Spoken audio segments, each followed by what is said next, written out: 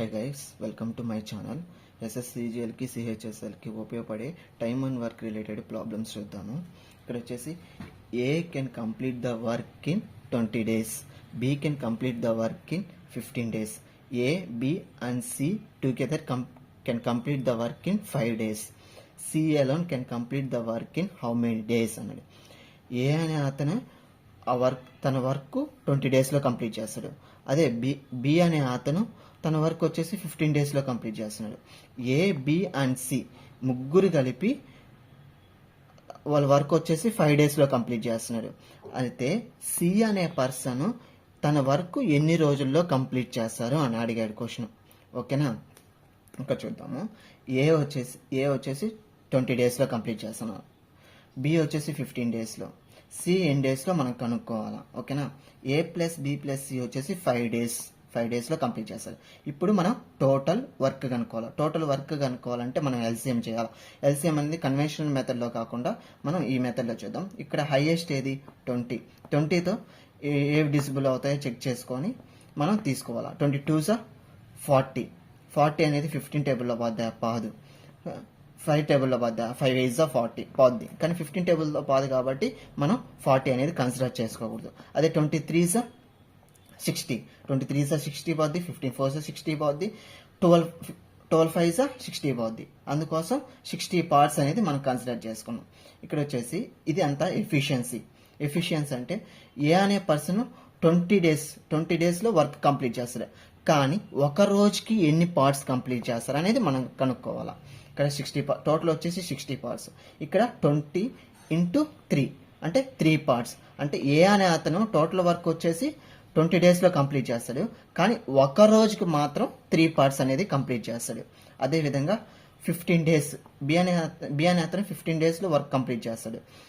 అతను ఒక రోజుకి ఎన్ని పార్ట్స్ కంప్లీట్ చేస్తాడంటే 4 parts కంప్లీట్ చేస్తాడు. ఎలాగ తీసుకున్నాం అంటే 60 కదా, 15 4 60 అంటే 4 parts అనేది కంప్లీట్ చేస్తాడు. అదేవిధంగా ఏ ప్లస్ బి ప్లస్ సి ఈ ముగ్గురు కలిపి 12 parts కంప్లీట్ చేస్తారు. ఒక రోజుకి 12 parts కంప్లీట్ చేస్తాడు. ఇప్పుడు మనం సి యొక్క పార్ట్స్ కనుక్కోవాలంటే ఒక రోజుకి ఎన్ని పార్ట్స్ కంప్లీట్ చేస్తాడు, సి అనే పర్సన్ ఒక రోజుకి ఎన్ని పార్ట్స్ కంప్లీట్ చేస్తాడు అనేది మనం కనుక్కోవాలి. అంటే మనకి ఇక్కడ టోటల్ వచ్చేసి 12 parts అని ఇచ్చేసారు. ఏ ప్లస్ బి వచ్చేసి 3 + 4 7 వచ్చేసాడు.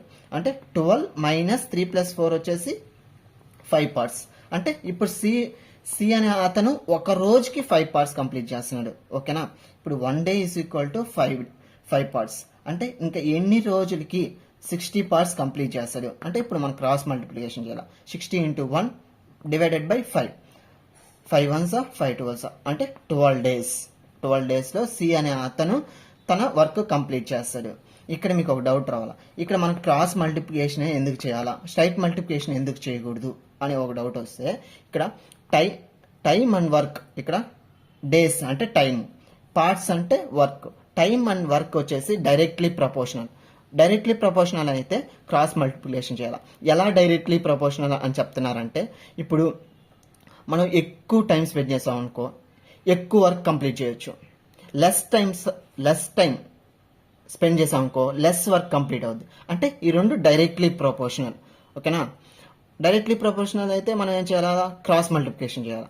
అదే ఇక్కడ మెన్ అండ్ వర్క్ కానీ డైరెక్ట్లీ ప్రపోర్షనల్. అంటే ఎంతమంది మెన్స్ ఎంత వర్క్, ఎక్కువ మెన్స్ ఉన్నారనుకో ఎక్కువ వర్క్ కంప్లీట్ అయ్యే ఛాన్స్ ఉంటుంది. ఓకేనా, అదేవిధంగా దానికోసం ఇది మెన్ అండ్ వర్క్ కానీ డైరెక్ట్లీ ప్రపోర్షనల్. అదే మెన్ అండ్ టైం వచ్చేసి ఇన్వర్స్లీ ప్రపోర్షనల్. ఎలా ఇన్వర్స్లీ ప్రపోర్షనల్ అని చెప్తున్నారంటే, ఇప్పుడు ఎక్కువ టైం తీసుకున్నారు, సపోజ్ ఎక్కువ మెన్స్ వచ్చారు, వర్క్ వచ్చేసి ఎక్కువ మెన్స్ వచ్చారు. ఎక్కువ మెన్స్ వర్క్ చేసినప్పుడు తక్కువ టైంలో కంప్లీట్ అవుద్ది. ఇక్కడ ఎక్కువ తక్కువ అని వస్తుంది చూసారా, అది ఇన్వర్స్లీ ప్రపోర్షనల్. అంటే ఎక్కువ మెన్స్ వచ్చేసి తక్కువ టైంలో కంప్లీట్ చేస్తారు అంటే అది ఇన్వర్స్లీ ప్రపోర్షనల్. అప్పుడు ఇన్వర్స్లీ ప్రపోర్షనల్ వచ్చినప్పుడు మనం ఏం చేయాలా, స్ట్రైట్ మల్టిప్లికేషన్ చేయాలా. ఇక్కడ చూసుకోండి, ఇది గుర్తుపెట్టుకోండి. డైరెక్ట్లీ ప్రపోర్షనేషన్ వచ్చినప్పుడు క్రాస్ మల్టిప్లికేషన్ చేయాలా. అది ఇన్వర్స్లీ ప్రపోర్షనేషన్ వచ్చినప్పుడు స్ట్రైట్ మల్టిప్లికేషన్ చేయాలా. దీనికి రిలేటెడ్ కానీ నెక్స్ట్ వీడియోలో ఎక్స్ప్లెయిన్ చేస్తాను. Thank you guys.